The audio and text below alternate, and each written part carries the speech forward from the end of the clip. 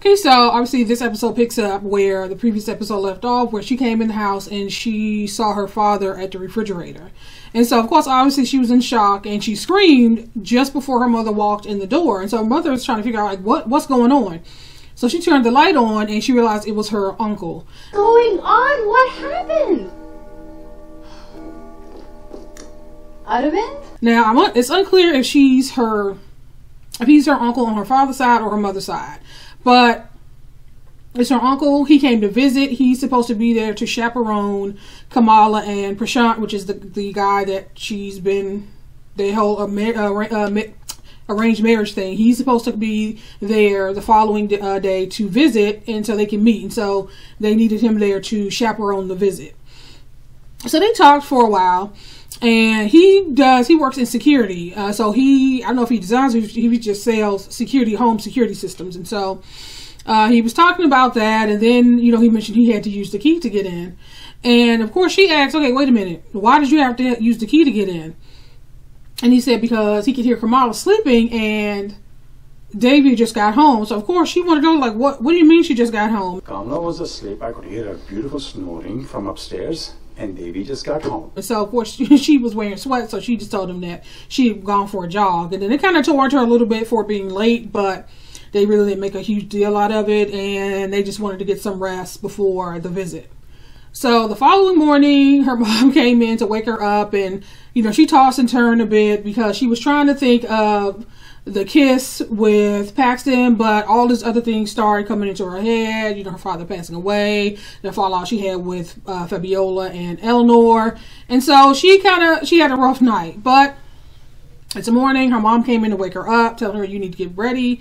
Prashant's going to be here, any minute. And she took her cell phone because she was like, you only got an hour to get dressed and I don't need you getting distracted. And she said something to her that triggered a memory. She said, because Devi was like, what if it's about a college or college admission, something to that effect. And she said, Devi, for once, just don't give me a hard time. Devi, for once, can you please try not to make my life any harder? And so there was this flash of her saying, I hate you. And you saw her father. And so it's like, okay, so what was that about? I hate you. So she, decided to get herself together.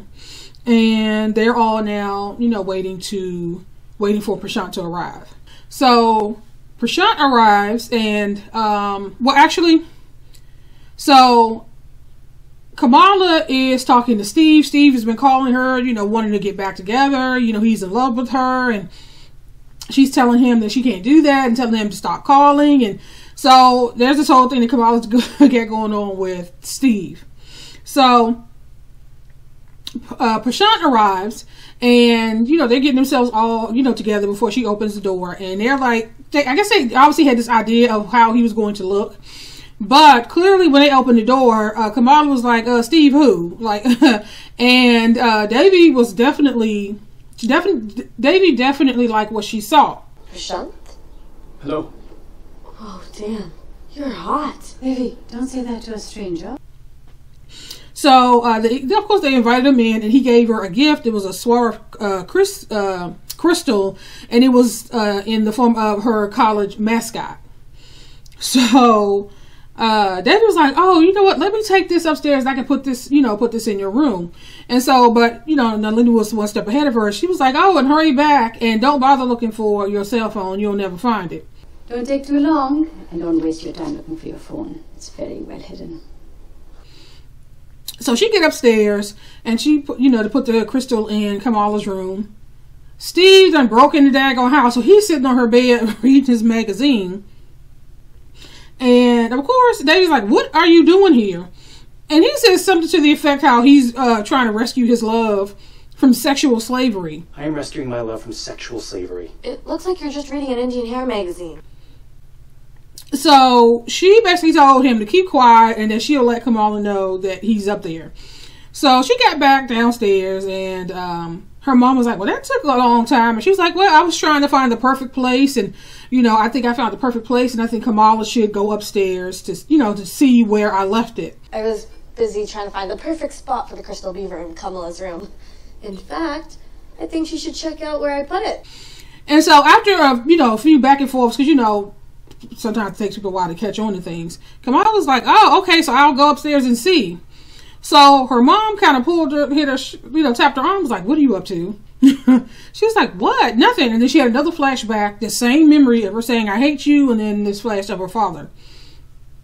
So they continued on, and eventually they got to clean the table off. And so now Lindy noticed that Davy kept having kept having this far off look on her face. And so while they were, getting the stuff together in the kitchen, she was asking her if she was okay. And then she's like pinching her legs to make sure she's not having another, episode. And then, she said, I'm going upstairs to find Kamal to find out what's taking her so long. You go back in there. You talk to him. I'm going to go see what's taking Kamala so long. So before Davy knew it, Alina was up the stairs and she had opened Kamala's door. And Kamala is sitting on the bed with Steve, and she's dabbing his tears, right? So Davy get upstairs, and she's expecting it to be World War III, because the way her mom is always, it seems like they're always at it, right? So she's thinking, oh, she's about to let Kamala have it, right? But she took a different approach with Kamala. Like, she understood what Kamala was going through, and Davy was confused. She was like, wait a minute, what the hell's going on here? Right? Because she was really expecting it to be a blowout. I watched Big Bang Theory. So you're not mad? Of course not. What the hell is going on here? So now they're trying to figure out how they're going to create this distraction so that they can sneak Steve out of the house, so that Prashant and Uncle doesn't see him. So they decide that Davy is going to play the harp. Now, she hasn't played the harp since her father passed away. And so Davy has the harp, and Prashant and Uncle are sitting on the couch, and she's, trying to, tune it and all that before she starts playing. And then she starts playing, and of course, as she's playing, she's having these flashes of the past.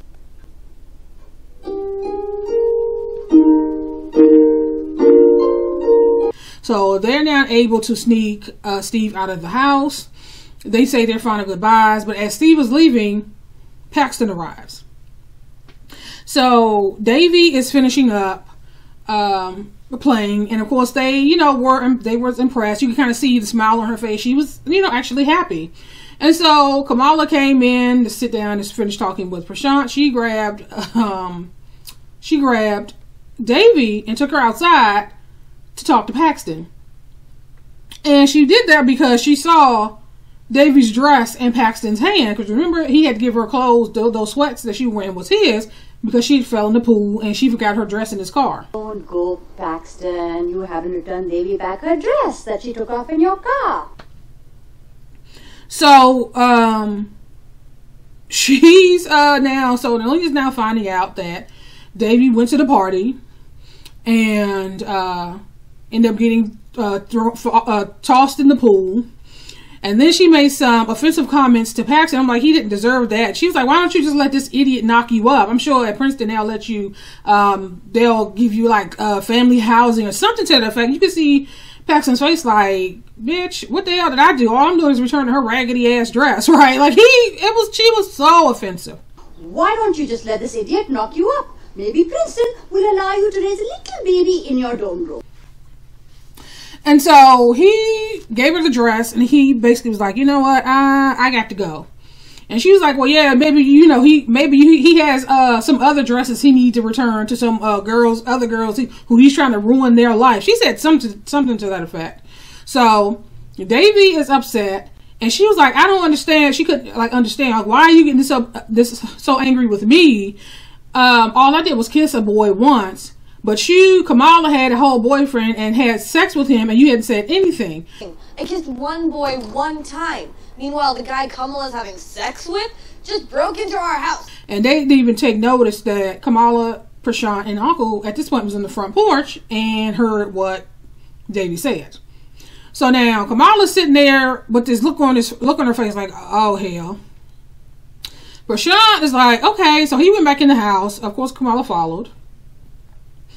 And they talked, and he seems to be quite progressive, so they talked a little bit, and he basically said that I'm glad that you're not some goody two-shoes that's always doing what you're told. To be honest, I'm actually relieved you aren't some goody two-shoes who does everything you're told.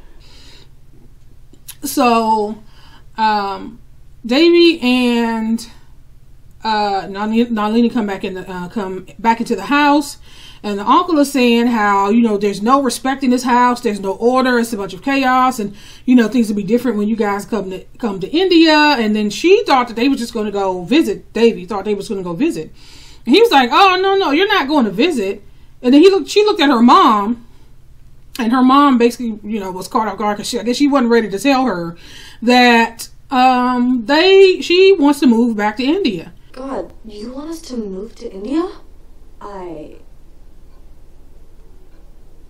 And of course, Davy's like, "Are you serious? Like, do you really want to, are you really wanting us to move to India? Not back for her, because she is American. She was born here in America."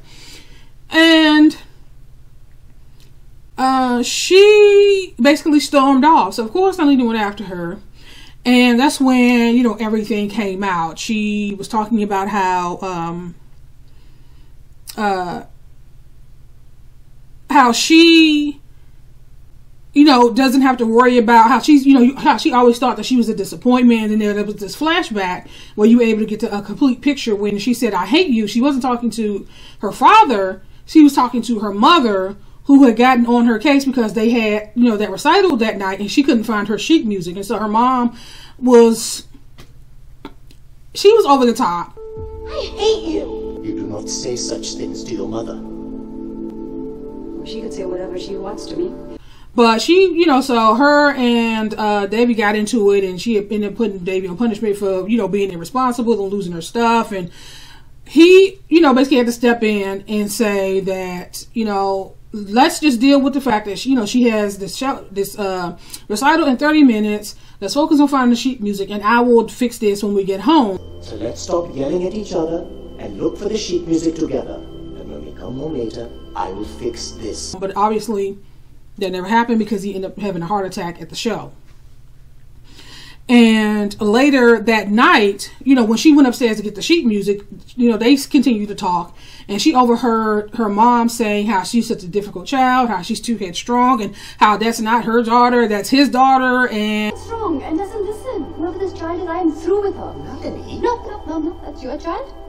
She's no daughter of mine. And she ended up telling her mom, like, well, you know, that's fine because, you know, you always felt that I was difficult, or you don't have to worry about me being difficult anymore. And she ended up telling her that she heard what she said to her dad, and she was like, well, you know, Davy, that's not fair. And Davy ended up saying, you know, what's not fair is that I lost the only parent that cared about me. What's not fair is that I lost the only parent that actually cared about me. And then she hit her with a 1-2 punch by saying that I wish it was you that died that night. So I'm like, oh, okay, Davy. So that's pretty much how this episode ends. There were some funny moments, but you finally understand why there's such a rift between Davy and her mom. And that's pretty bad. It's like, you know, I've gotten upset with my mom before, but I ain't ever wish she was dead. I'm like, oh, Lord. Okay, anywho, I'm going to end this here, and I will talk to you guys later.